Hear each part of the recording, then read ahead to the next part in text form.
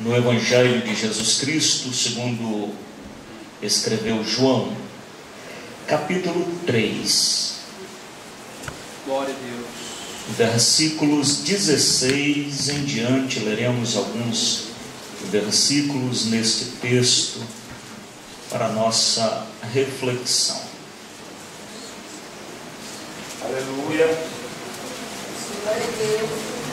João capítulo 3.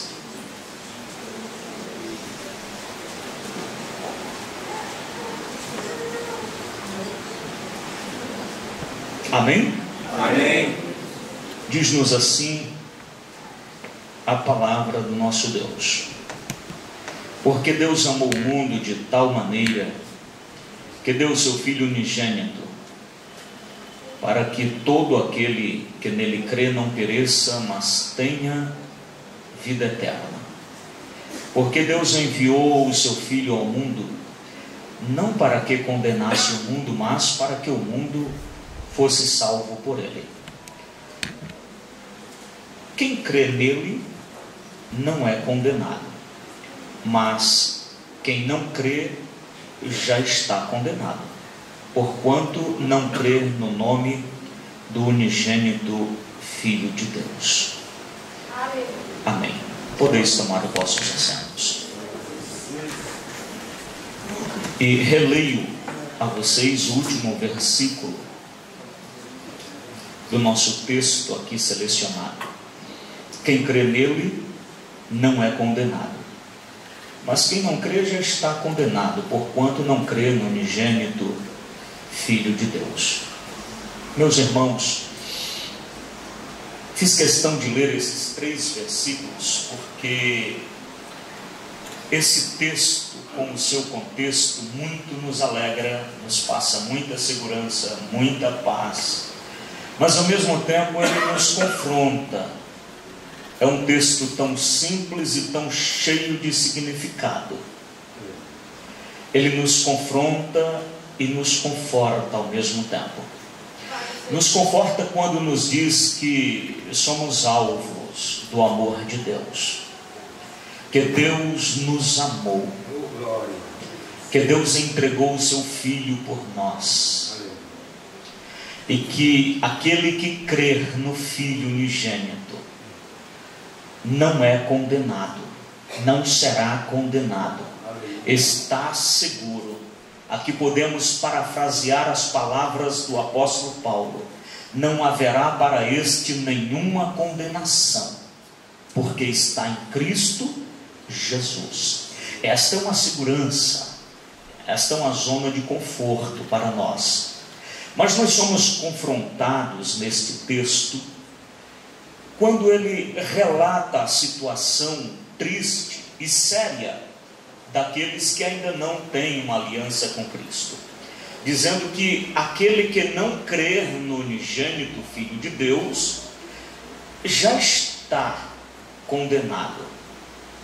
Isso é preocupante e isto deve nos tirar da nossa zona de conforto, porque quando nós pensamos acerca da condenação, o que é a condenação? O que significa estar condenado? Primeiro eu devo analisar com vocês que aquele que crê será salvo, não será condenado, e aquele que não crê já está condenado. Esse estar condenado ou esse estar salvo é uma questão posicional, é uma questão que pode ser mudada enquanto o indivíduo estiver vivo. Todos nós, antes de sermos alcançados pela graça de Cristo, estávamos condenados, estávamos debaixo do caminho da condenação, estávamos perdidos. E logo que ouvimos o Evangelho de Cristo e respondemos afirmativamente, Cristo nos tirou da posição de condenado e nos colocou na posição de salvo. Então alguém chega aqui à frente e faz uma entrega sincera de sua alma a Cristo, entregando a sua vida a Cristo. Esta pessoa imediatamente sai do caminho da condenação e entra na posição de salvo. Então esse negócio é posicional. Assim, o mundo que não crê está perdido. Está perdido até quando? Até ser alcançado pelo Evangelho, até crer no Evangelho. E conforme a leitura oficial deste culto diz: e como crerão se não houver quem pregue? Mas se houver quem pregue, se houver quem ouça e dê crédito, a salvação começa a operar nessas vidas. Então, o indivíduo fisicamente vivo, ele pode mudar de posição a qualquer momento. E isto torna a tarefa da igreja uma tarefa emergente. Porque todos os dias, todos os momentos, morrem pessoas. Destes um pouco mais de 7 bilhões de habitantes que povoam o planeta, algo como 7 bilhões, 400 milhões, alguma coisa assim, todos os dias nascem milhares e morrem milhares. De acordo com um site que atualiza estatisticamente nascimentos e mortes, estatisticamente hoje já morreu mais de 300 mil pessoas. Só hoje. E se todas estas milhares de pessoas que morreram, qual o percentual delas que conhecem a Cristo, que tinham uma aliança com Cristo? Ela ter ou não uma aliança com Cristo faz toda a diferença. Para onde vai uma pessoa que pertence a Cristo, que aceitou Jesus? Para onde vai alguém que não aceitou Jesus como Salvador? Aqui o texto é claro: o Filho foi entregue para que não fôssemos condenados, mas todo aquele que não crer no Filho, ele está condenado. Todo aquele, eu estou dizendo, que são de repente parentes seu, está na condição de perdido. Pessoas que até vê você indo para a igreja, mas ainda não foi convencida de seus pecados, de sua necessidade por Jesus e não fez uma entrega. De repente há um perdido dentro da nossa casa. De repente há um perdido dentro de nossa parentela. Você está indo para o céu e esta pessoa está no caminho da perdição. Pode ser que você, mulher, esteja dormindo com um perdido, e pode ser que você, marido, esteja dormindo com uma perdida. Pode ser que o teu filho esteja perdido. E por que esse texto nos confronta? Porque a partir da realidade, a partir do conhecimento de para onde irão os perdidos, isto deve nos afligir ou nos deixar confortável. Algumas teorias foram apresentadas a fim de iludir as vidas, porque Satanás sabe que nada influencia mais uma pessoa, nada determina mais o seu estado eterno, quanto a consciência que ela tem aqui do seu destino. Algumas teorias, algumas doutrinas foram bem elaboradas e são apresentadas aí. Mesmo que eu não precise usar aqui termos técnicos da teologia, mas certamente você já ouviu dizer popularmente: morreu, acabou. É um final igual para todos. Isto é bastante prejudicial para as direções que podemos tomar. Esta doutrina de morreu, acabou, vai ensinar que a criatura é eliminada depois da morte, e deixa de existir a sua essência. E deixar de existir não parece trazer gozo ou sofrimento. Nós existimos, por isso sentimos alguma coisa. Quem não existe naturalmente não tem que sentir nada. Então, se morreu, acabou, por que as pessoas se preocuparão em tomar decisões agora que afetem a eternidade, se esta eternidade não existir? Outras ideias são apresentadas aí, chamadas de universalismo. É uma ideia até bonitinha, diz que Deus é muito bom para lançar alguém no inferno. No final das contas, Deus dará um destino igual para todos, inclusive até para Satanás e os demônios. Mas não é isso que as Escrituras nos dizem. A Escritura nos afirma com todo vigor, com toda veemência, dizendo que um é o destino do justo e outro é o destino do ímpio. Deus não se deixa escarnecer. As Escrituras não concebem esta ideia. Outra vez haverá diferença entre o justo e o ímpio. Satanás ainda tem levantado algumas ideias aí de um inferno temporário, um tal de purgatório, que a nossa nação, uma nação católica, já nasce ouvindo falar desse negócio. Não se preocupe com o seu destino. Quando morrer, mesmo que você não vá direto para o paraíso, dá uma sapecadazinha ali no fogo e depois sai de lá e é recuperado. Mas não é isso que as Escrituras dizem. O meu Jesus, com a mesma veemência, com a mesma verdade que ele fala do céu como um lugar real, ele fala também do inferno. Ele diz: não se deixe enganar. O inferno é um lugar real, tal como é o céu. O inferno não é um estado de espírito como pregam os espíritas. Não é um estado emocional, é um lugar real.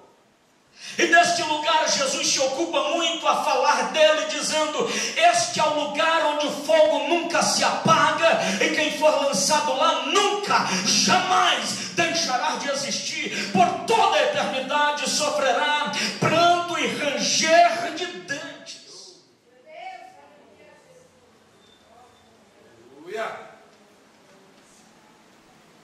O que pode livrar alguém desta condenação ou desse estado de perdido?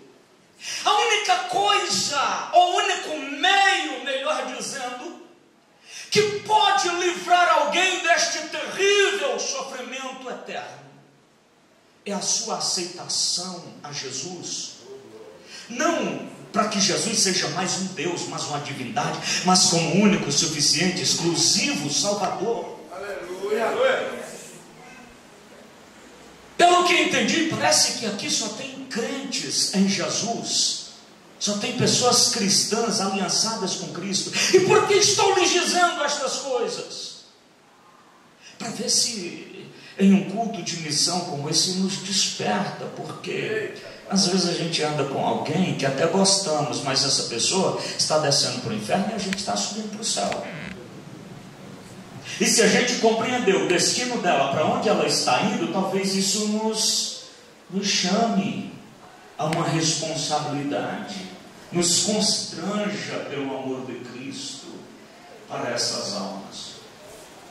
Entendendo que aqueles que não têm aliança com Cristo já estão condenados e precisam ser alcançados. E se estar condenado significa morar eternamente num lugar de fogo, de pranto, de sofrimento eterno, tendo como companhia Satanás, todos os demônios, os homens mais vil da terra que não se converteram a Cristo, estarão no mesmo lugar, lugar de más companhias, lugar de sofrimento, lugar de muitas acusações, lugar onde mocinhas acusarão suas mães por serem responsáveis por elas estarem ali, dizendo: foi você quem me ensinou a infidelidade, insubmissão, adultério. Mocinhos vão apontar o dedo para seus pais e vão dizer: você é responsável por eu estar aqui, você me ensinou o primeiro copo de cerveja, me ensinou as baladas e a prostituição e toda a miséria, todo o crime. Ali será um lugar de acusação, onde muitos religiosos apontarão para seus líderes que também ali estarão e dirão: você é responsável por eu estar aqui, você não se preocupou com a minha alma, você pregou um evangelho de interesses, formatado para conforme os seus interesses. Lugar de acusações. E ali o fogo nunca deixará de existir. Quem estiver ali jamais morrerá. Eu quero então que você pense agora em todas as pessoas do teu relacionamento. Um ministro que me antecedeu disse que para fazer missão nem sempre precisa viajar. Isso é verdade. Isto também é verdade. Precisamos ficar aqui, precisamos ir ali, porque o mundo todo precisa. Mas se eu não tenho condição de ir ali, eu posso fazer aqui. Dentro da tua casa é um campo missionário. Onde houver um pecador, nós temos um campo missionário. Então é dentro da nossa casa, é na empresa que você trabalha. Irmãos, sabe aquela hora que você está indo para o trabalho e vai reclamando porque o ônibus está cheio? Vai reclamando porque o metrô está cheio. São milhares de pessoas aglomeradas no mesmo espaço. E as pessoas vão falando mal do governo e você diz é verdade. Vão falando mal da prefeitura e você diz é verdade. Vão criticando porque há tantas pessoas no mesmo espaço e você diz é verdade. Ei, eu quero que você saia desse culto assim. Amanhã, segunda-feira, quando você entrar naquele ônibus lotado pelo sangue de Jesus, possa olhar em sua volta e veja que dentro daquele enlatadão está lotado de almas. E faça uma pergunta: se esse ônibus bater, para onde irão essas pessoas?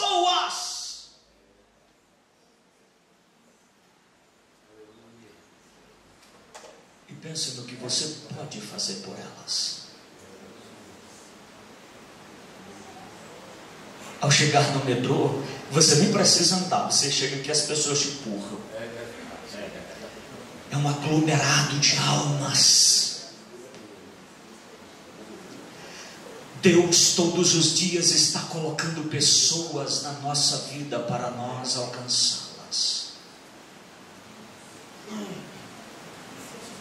E quando eu digo que o evangelho, que o trabalho de evangelização é uma necessidade global, e quando eu penso que somente entrarão no céu aqueles que estiverem em aliança com Cristo, então eu penso: para onde está indo a população? Para onde está indo esta geração? Nós nos envaidecemos dizendo: o nosso cristianismo é a maior religião da terra. Está certo. Está certo. Mas não é conclusivo. Ainda que fosse o maior absoluto, ainda não seria o suficiente. Poderíamos nos envaidecer do tamanho da nossa igreja, mas ainda é muito pequena em relação à quantidade de pessoas que precisam entrar. Quando pensamos na população global, esses 7 bilhões de pessoas, todas elas, quase todas, seguem alguma religião. Apenas 18% da população desta geração se diz não seguir nenhuma, ou afirma não seguir nenhuma religião. E se não segue a nenhuma religião, está desvinculada, está andando sozinha, desgarrada, precisa ser alcançada com Cristo. E aí você pode dizer: pastor, mas o cristianismo não é religião. Sim, é religião. É religião, e a boa religião. Hoje nós temos um cuidado para dizer: nós não somos religiosos. Meus irmãos, onde tem um homem falando com Deus, com a Bíblia na mão, convertendo pessoas, nós temos uma religião. Agora esta palavra nos manda atentarmos para a boa religião. E o cristianismo bíblico é esta boa religião. O homem é um ser incuravelmente religioso. O homem precisa estar ligado com Deus. Então, se 18% afirma não ter, nós temos 18% da população precisando ser alcançada por Cristo Jesus. Aleluia. Quando nós pensamos em que o mundo é religioso e que há no mundo 19 grandes religiões que agrega as almas, Estas 19 grandes religiões, por sua vez, se subdividem em 270 grandes ramos. E estas também se subdividem para mais de 10.800 vertentes. É mais fácil fazer uma nova religião do que fazer um bolo de cenoura. Mas o que pregam, o que ensinam, o que dizem estas religiões? Nós lemos nesse texto que só é salvo aquele que crer em Jesus como único e suficiente Salvador. E o que prega essas religiões? Nós temos o hinduísmo com grande percentual, o budismo com grande percentual, o islamismo com grande percentual. Aliás, islamismo, uma das que mais cresce no mundo, não cresce por evangelizações, por pregações como essas, mas cresce pela força, se instala como religião estatal, religião do Estado, e por isso cresce bastante. E esta religião que hoje detém mais de 1.4 bilhões de almas cativas que rejeitam a Jesus como Salvador. E então nos envaideceu. 33% aproximadamente da população mundial diz: eu sou cristã. Isto a torna a maior do planeta. Mas eu li aqui no texto que só é salvo aquele que crer no unigênito Filho de Deus. E crer no unigênito implica ter Jesus como único, suficiente, exclusivo Salvador.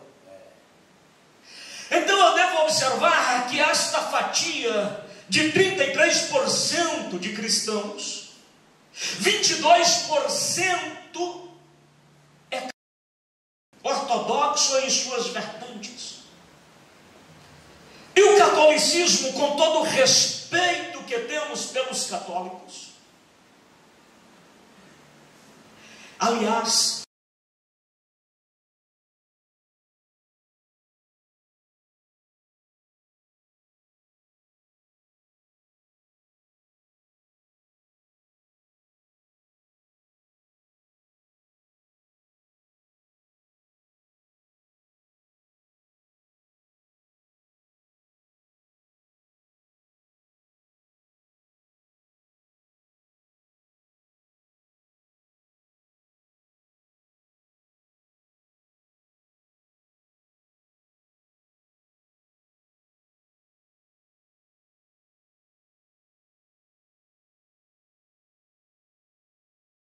todos nós sabemos, ali está a imagem de Jesus de Nazaré, mas ali está a mãe de Jesus, ali estão os amigos de Jesus, ali tem gente que Jesus nem conhece até hoje, está lá somando uma quantidade, um panteão de pessoas e objetos sagrados que são caminhos, são intermediários para se chegar a Deus. E crer em Jesus Cristo é dizer: Jesus é o meu único, suficiente, exclusivo Salvador.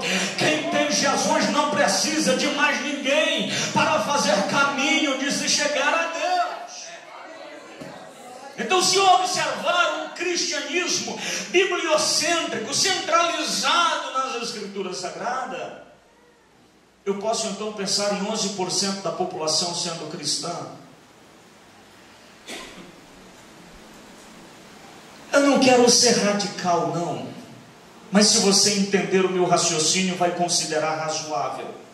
Destes 11%, então, que se diz cristão e evangélico, aqui para nós, não é todo evangélico que anda com a Bíblia, não. Dentro desse meio aqui estão os pseudo-evangélicos. Dentro desses 11% aqui tem igrejas santas que andam com a Bíblia. Mas tem outros que têm tudo quanto livrinho, fugindo da Bíblia. Doutrinas pervertidas, pervertendo a cristologia, desfazendo a doutrina do Cristo do Calvário e enganando o povo e levando para o inferno. Pensando então que só Cristo sabe deste meio, talvez 5% seja virgem prudente e outras 5 sejam virgens loucas. Aqui você deve entender porque eu disse que esse texto que lemos nos conforta, mas nos confronta. Nos dá segurança, mas nos traz preocupação. Porque a igreja é a única agência de Deus na terra, capaz de levar Cristo às nações, capaz de mudar o caminho de uma vida, capaz de quebrar toda sentença sobre cada vida, trazendo as nações, trazendo as almas subjugadas aos pés de Cristo, e o Cristo do Calvário, o evangelho bibliocêntrico. Por isto é que Jesus termina os seus ensinamentos com os seus discípulos. E nas últimas palavras do Senhor nós lemos Jesus dizendo assim: e tendo ido, ou ide, tendo ido, considerando que aquele que crê nele, aquele que alcança a graça que está nele, aquele que já foi tocado pelo Espírito da graça, jamais vai ficar inerte à graça que recebeu, jamais vai ficar alheio à condição terrível das almas.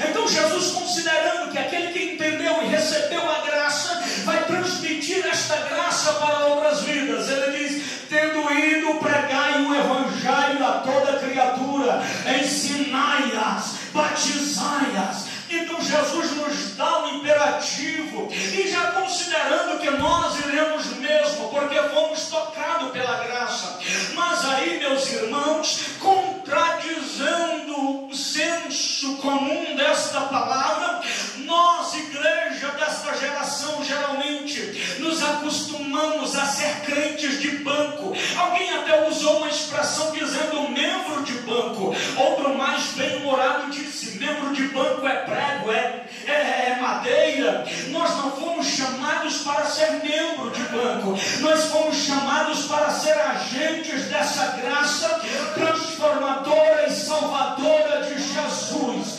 Nós temos a incumbência, como igreja de Deus, como agência dos céus, de anunciar essa graça a todas as criaturas, de perto e também de longe. A igreja, como agência da salvação, a igreja não é a que salva, a igreja não é o reino de Deus na terra, mas a igreja recebeu a incumbência de ser a agência desse reino, o povo pelo qual passa a mensagem da salvação, aqueles que são multiplicadores da salvação de Cristo.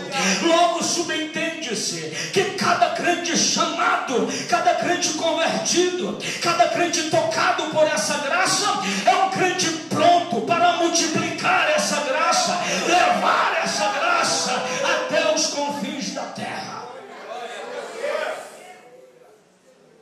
Mas por que quase não estamos fazendo isto? Eu estou preocupado com a minha geração, porque o mundo está ainda perdido, e nós estamos num conforto, dizendo: puxa, como crescemos. Enquanto tiver uma alma perdida, a igreja ainda tem uma grande emergencial obra a realizar. Mas por que nós ainda não alcançamos todos os perdidos? Quando eu digo alcançar, eu sou bastante consciente em saber que nem todos serão salvos, mesmo sendo evangelizados, mas todos devem ser evangelizados. Há no mundo 12.000 povos, 3.500 povos ainda não estão evangelizados. Desses 3.500, 2.500 já tem uma pequena ação. Uma pequena ação é a presença de um missionário infiltrado ali, de uma forma bem sigilosa, tentando alcançar alguém. Ou tem um texto como este que li, João 3,16, na língua daquele povo. Então nós temos muitas almas para serem evangelizadas. E por que isto não nos comoveu ainda? Porque nós fazemos um culto por mês ou por ano, culto de missões, e isto é muito comum, muito básico, é culto de missão, né? Culto de missão não nos empolga, não nos constrange ao momento. não é culto de primícia, é culto de... Nós devemos ter a consciência acerca das almas. Sabe uma frase muito dita entre nós? Aquilo que o olho não vê, o coração não sente. Por que nós não somos dados à evangelização? Porque nós não vemos. Deixa eu citar um testemunho de um dos mais expressivos evangelistas deste último século, evangelista Billy Graham. Um repórter lhe perguntou: por que o senhor é tão envolvido com missões, com evangelização? Ele convidou então esse repórter a uma alta cobertura e pediu que ele olhasse para as pessoas na rua e disse: descreva-me o que você vê. O jornalista disse: eu vejo pessoas a pé, a carro, de moto, bicicleta. Eu não olhe só para as pessoas e descreva-me o que você vê.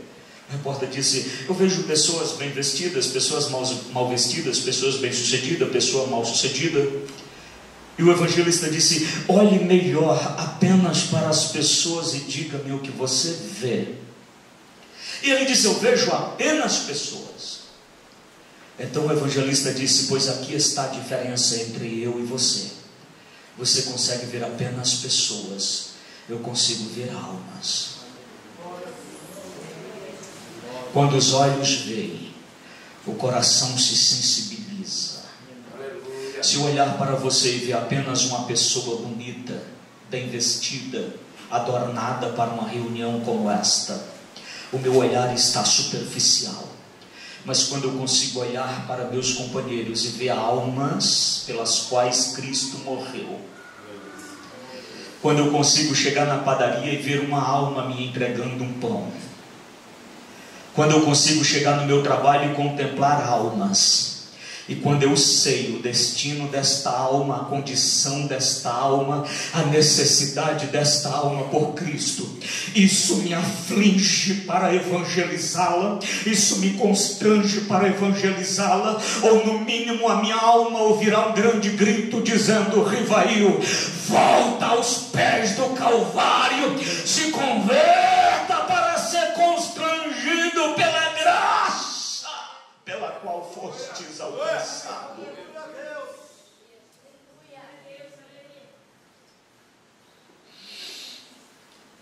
Às vezes vemos, mas não temos vida. E quando eu falo de vida, eu falo de avivamento.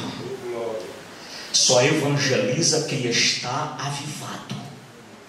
E quando eu falo de avivamento que promove missões, que promove evangelização, quando eu falo de avivamento que arranca crente de comodismo e coloca ele numa posição de atividade no reino de Deus, eu estou falando de um avivamento mais substancial.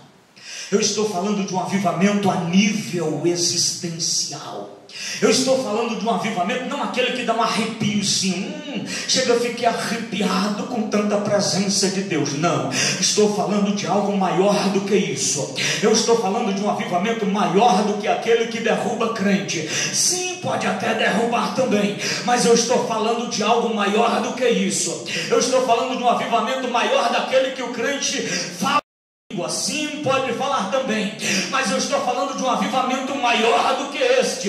Eu estou falando de um avivamento que arranca crente da situação, do comodismo, da zona de conforto. Diz: põe-te em pé, falarei contigo, e tu falarás toda a minha palavra.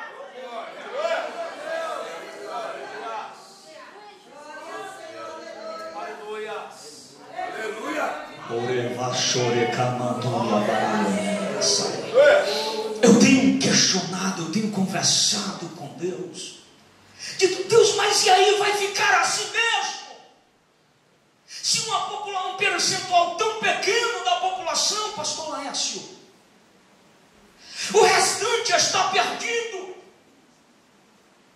Assim parece que o inferno vai ter um saldo maior. Mas aí o Espírito de Deus me comunicou algo que me alegrou e me colocou na espera. Espera não na passividade, mas na espera da promessa. O Espírito de Deus me disse que esta igreja do arrebatamento vai experimentar algo não jamais visto, mas visto há muito tempo atrás. Jesus vai mudar o cenário com um genuíno avivamento. Avivamento em que cada crente nascido de novo será um agente do reino dele. Num culto como esse, nem precisaremos perguntar quem quer aceitar Jesus como Salvador. Jesus me disse que nesse avivamento que Ele vai nos mandar, os sinais vão acompanhar, conforme estão ditos pelas últimas palavras de Jesus. Ele disse: vá, e quando vocês forem, quando vocês crerem, meus sinais vão acompanhar vocês. Quando vocês crerem, eu vou dar a vocês poder sobre os demônios, vou dar a vocês autoridade sobre Satanás.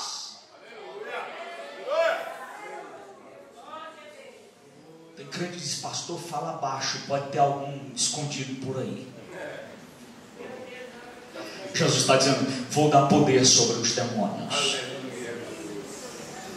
autoridade, porque o mundo está perdido, porque o mundo jaz no maligno, o sistema está influenciado pelo maligno. Então Jesus está dizendo: a minha igreja, quando avivada, vai ter poder e autoridade absoluta no mundo espiritual. E Jesus continua dizendo-nos em Lucas que ainda que tomemos alguma coisa mortífera, não nos fará dano nenhum. Ou seja, Jesus está dizendo: eu vou dar a vocês imunidade espiritual. Tem crente hoje que assim, está aqui conversando e passa alguém perto dele e fala: meu Deus, me olharam com o olho gordo. Já olha, se está com febre. Isso é crente sem imunidade, irmãos.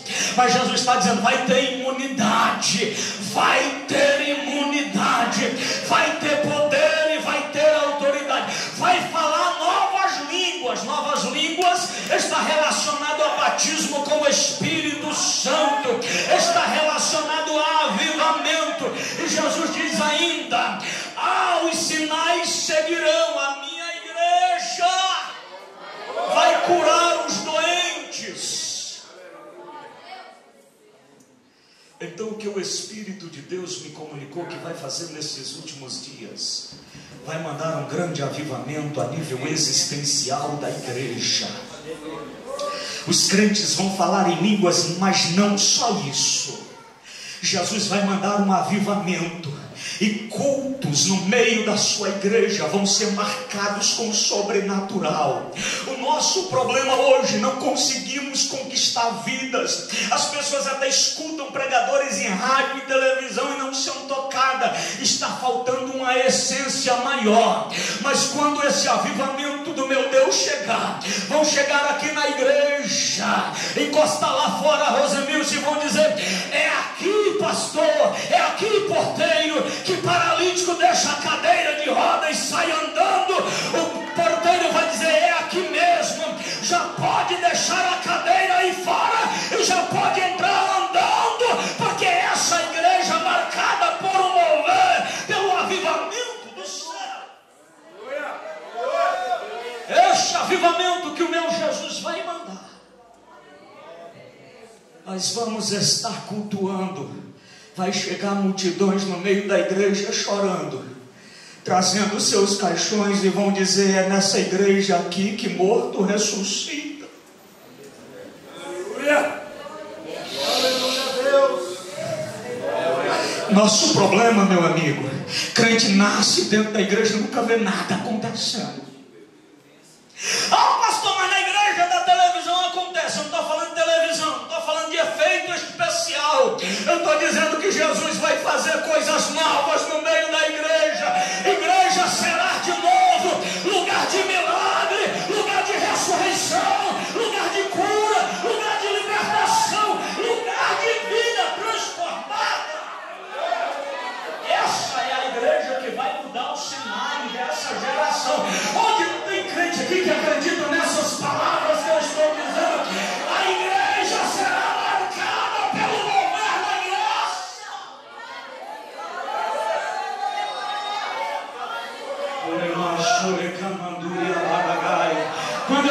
estou na fila, eu não estou passivo, eu estou na fila dizendo: Deus, eu quero ver e quero viver. Eu creio que muito em breve Jesus vai começar a mudar o cenário, meus irmãos.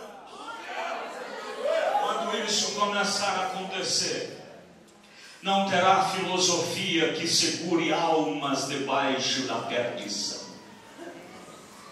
Não terá jugo religioso que segure as almas debaixo de religiões, mas as almas se renderão a Cristo dizendo: conheci um poder maior, conheci um poder que vem do céu, conheci uma graça que vem de Deus. E a igreja, então, como agentes deste grande avivamento, poderá fazer uma grande obra.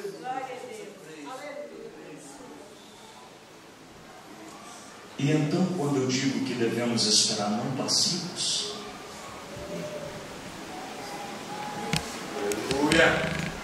tenho visto muitos milagres de Deus, muitos milagres de Deus, mas Jesus diz: ainda é pequeno, vai ser bem maior.